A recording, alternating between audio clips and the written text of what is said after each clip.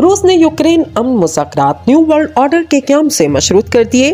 Ankara में अपने तोरखा मनसब से मुलाकात के दौरान सरगई लारोफ ने कहा, यूक्रेन के साथ मुज़ाकरात सिर्फ न्यू वर्ल्ड ऑर्डर के क़याम के मरकजी नुक्ते के तहत ही हो सकते हैं।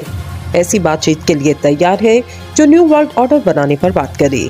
सरगई लारोफ ने मज़ीद कहा, रूसी मफादात को नज़रअंदाज करके कोई भी मुज़ाकरात नहीं हो सकते, ताहम न्यू वर्ल्ड ऑर्डर के क़याम के असूलों पर बातचीत हो सकती है।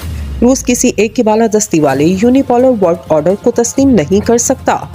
खबर एजेंसी के मुताबिक क्रेमलिन ने कहा कि रूस की चीन, फ्रांस और यूरोपीय यूनियन कमीशन के साथ अहम मामलात पर बातचीत शुरू हो चुकी है।